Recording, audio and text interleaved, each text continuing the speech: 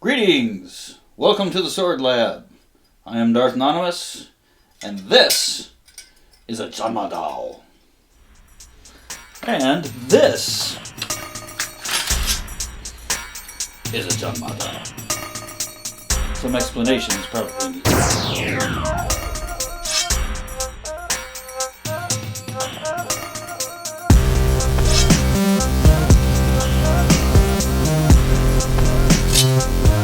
Greetings! We here at TPLA are confessed sword nuts, and our mission is clearly to create more sword nuts. In doing so, we attract other sword nuts, and so on and so on. We love the lightsabers because of the fun and the fantasy of it all, but our real love and our true passion lies in the traditional and modern martial arts that we practice here and informs everything we do. As many sword nuts will know, YouTube is chock full of great channels that explore historical weapons and martial arts. One of them is the Metatron. His is a very popular channel with lots of great historical information and weapons discussions. Recently he did a video on the Zhanmadao, the Japanese version of the Chinese Zhanmadao.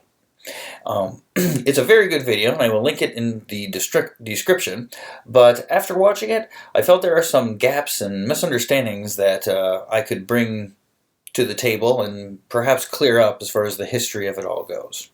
This being my wheelhouse and all. So before we begin, let me make a little disclaimer. I am not an academic or scholar. I am merely a martial artist with a burning passion for history and the origin of the tools of the sport that I train. Most of my research was done informally and built on others' true research and scholarship.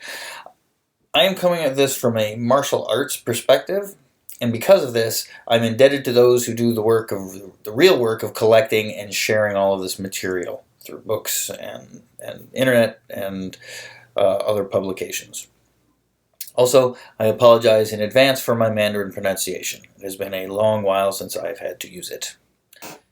I'd like to give a big shout out to a couple of sources that have been invaluable in making this video. Big thanks to the Great Ming Military Blog and Peter Dekker of Mandarin Mansion for all of their help and generosity with their time and much of the research for this project. Also, I would like to thank Ben Judkins of Kung Fu Tea for his contributions to the video as well. All three of these sites are linked in the description. Please check them out. So, I train and study an art called Ma Shi Tong Bei Quan. Tongbei is a Ming Dynasty concept of training a well-rounded soldier. It takes much of its philosophies, methods, and exercises from Ming Dynasty sources, so I had a practical familiarity with the material. But going through and researching for this video has added a lot of clarity to things that were very unclear for me before, and has formed some new perspective on things for me. I chose to focus on just a few main points Metatron brings up. Hopefully, I can add a bit of detail to the historical perspective on the topic, as I find it fascinating. So, without further ado, take it away, Metatron.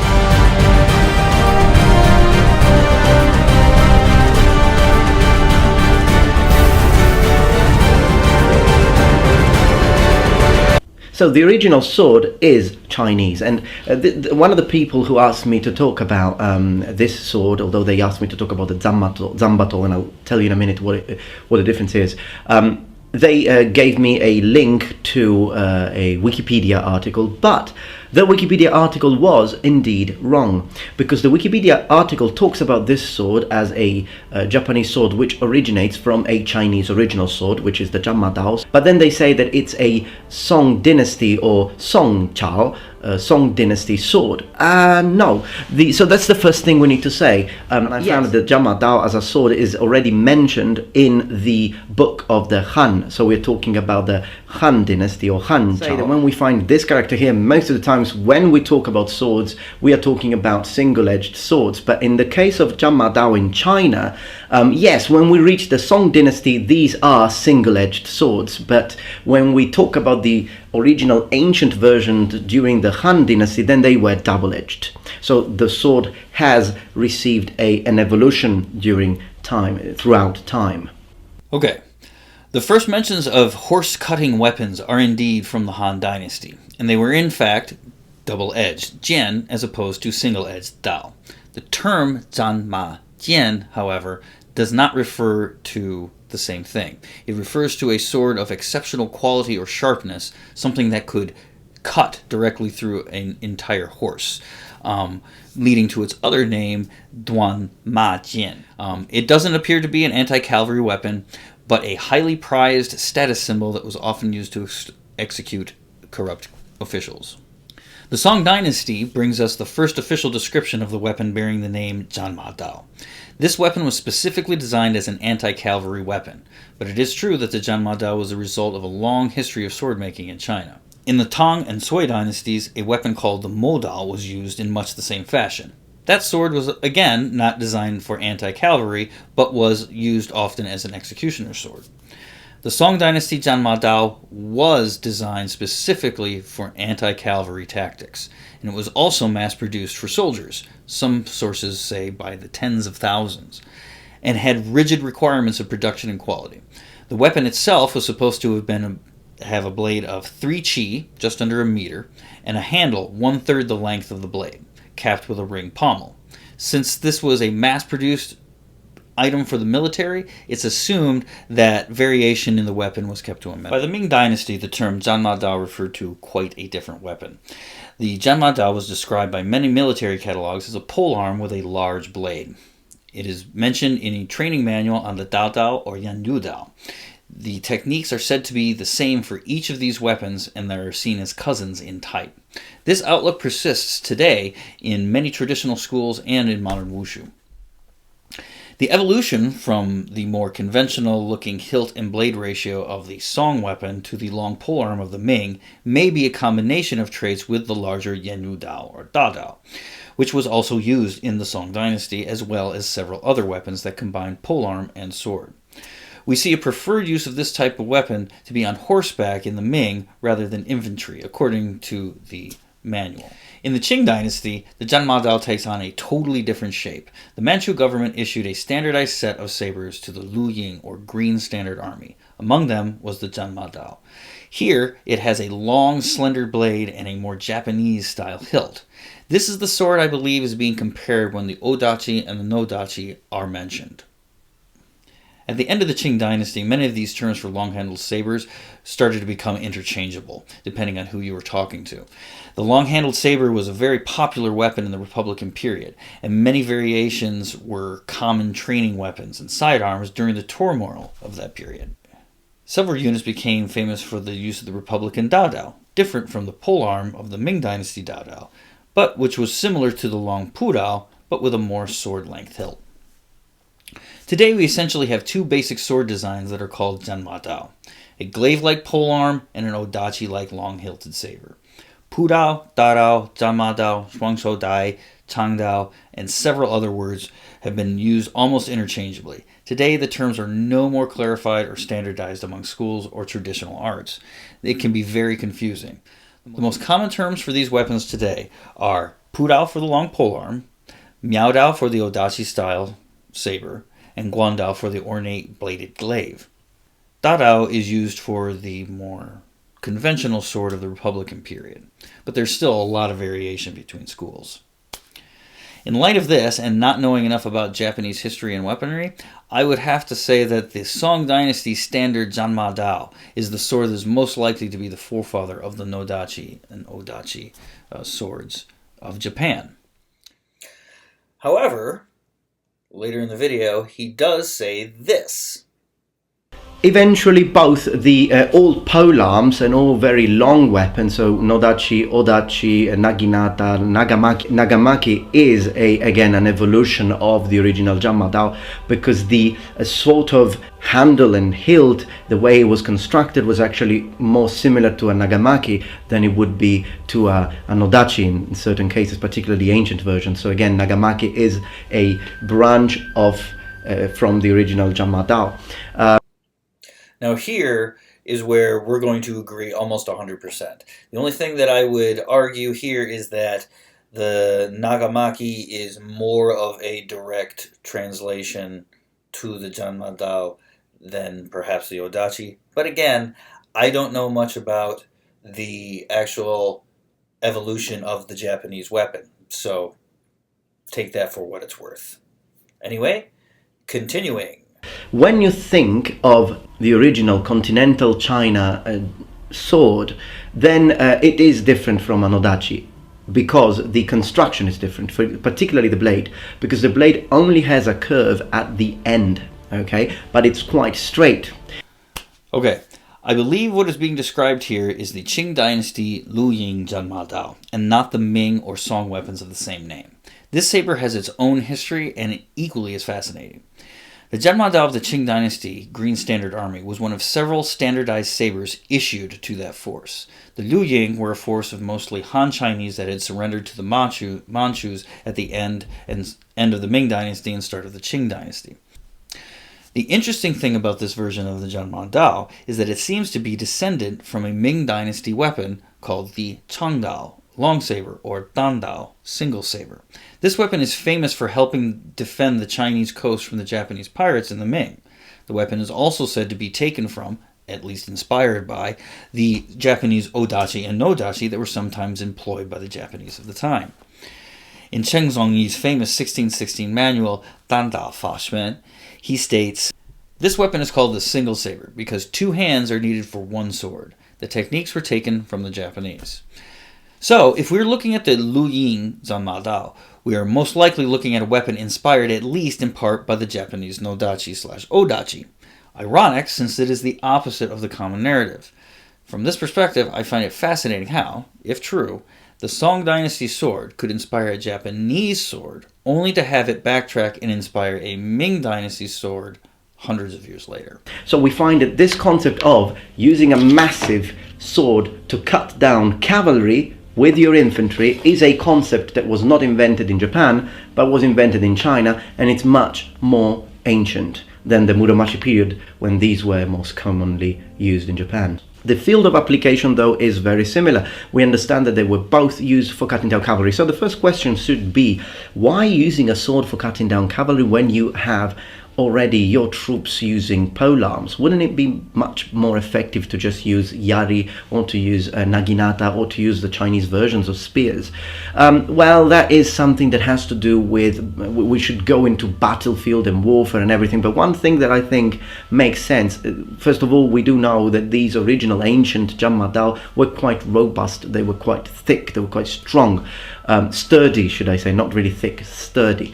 So they were used for cutting the legs of the horses, and they were issued to the men in the front lines of infantry units which were expected to face cavalry. So did it work? First of all, let's unpack what exactly the tactic is that we're talking about. The tactic in question involves luring an attack or charge by a cavalry or mounted force, slowing or stopping that charge with infantry armed with polearms, caltraps on the ground, and various other methods.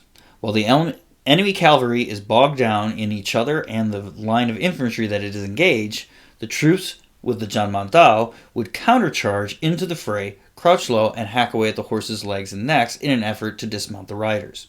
So, rather than being in the front lines and meeting the initial cavalry charge, Zhanmadao were counter-strike troops. In the Song Dynasty, the military was very focused on anti-cavalry methods and weapons due to their conflicts with the northern tribes of the steppe, like Mongols and others. It seems that the Zhanmadao units would be commanded in separate units, being directed to places in the battle where they could be employed. It's detailed in the Songxi history of the Song Dynasty. Among the infantry, we must select strong and able-bodied troops, arm all of them with Zhanmadao, and select separate commander to lead them, like the Tang Dynasty Li Shie's Modao method. If we face the charge of the Iron Sparrowhawk, they either harass our formation or trample our infantry. Then we can advance with Zhanmadao, which is a surprise method to ensure victory.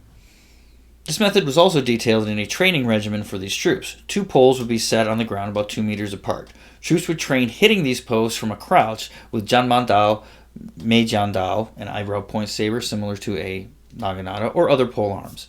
This was to simulate the height of the targets on the legs and necks of the horses. This specialist training is most likely one of the things that gave Zhanmadao its fame. In the Ming Dynasty, that tactic was used and recorded by the famous general Qi Jiguang. Here, though, the emphasis is not on the weapon doing the cutting of the actual horses, but the use of the blocking methods used to slow down the enemy cavalry. This shield band must rely on the Langxian, wolf brush, as his equipment are all short weapons and cannot resist enemy horses. Use the Langxian to stop the enemy horses, then use the shield from below, Langxian, and hack the horse's legs. The important weapons mentioned here are the shield and the Langxian, or the wolf brush. The wolf brush is a long bamboo pole with many branches sticking out of the shaft near the end. Then at the end of each of these branches are little blades. The weapon was cumbersome but provided a large cover area to block spearmen or hold up cavalry in this particular tactic. The shield would protect the soldiers from overhead, whose duty it was to come in and attack the legs of the horses under that cover. The weapons used for that job seem to vary, but it is recommended in the Xiao Xin Shu that the wolf brush and shield be supported by tridents, dadao, and other bladed weapons. It is conceivable that the tactic continued into the Qing, but I was unable to find any sources relating to its use. However, we can assume that the Qing Zhanmadao, being much more like the Changdao or Dandao, was used in a similar method to that weapon. The Song's Zhanmadao was built and mass-produced to arm special troops trained specifically for this tactic, but the Qing Zhanmadao's predecessor, the Dandao, seems to be particularly concerned with spear techniques. This is because on the field of battle in the Ming, the spear was the preferred weapon for Chinese infantry. In the Ming Dynasty manual, Dao Fa Xuan, the long odachi-type sword is pitted against the spear. The same is true of the Dadao, a similar weapon to the Ming Zhanmadao. The techniques in that manual are in response to spear attacks as well. I would assume that the Lunying Zhanmadao was used in a similar manner. So, did it work? Yes, to a point. It was never a standalone tactic, and it was a gambit that required nerves of steel and a high level of skill, not to mention special training. It probably should be seen more as an ambush tactic and not a core component of warfare. But the technique does appear to be used as early as the Tang Dynasty and was continued to be used through the Ming Dynasty at least. So, why would you do this? Pitting infantry against cavalry is not usually a military leader's first idea. Cavalry and mounted forces have an extreme advantage over the foot soldier, so the question is a very good one. It has different answers depending on the time period, though. The Song Dynasty had lost most of its horse lands to the enemies to the north. This put them in the position of having many troops but not enough mounts. In response, Song Dynasty technology sped forward, producing not only Zhanmadao, but many polearms and other anti-cavalry weapons and tactics. It also saw the first recorded recipe and application for gunpowder. But all of these advancements were not enough to prevent their eventual fall to the Mongols and the institution of the Yuan Dynasty. In the Ming Dynasty, Qi Jiguang had a different approach.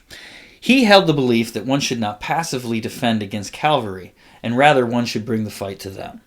Taking out mounts and riders and severely damaging one's mounted force can sway the tide of battle very, very quickly.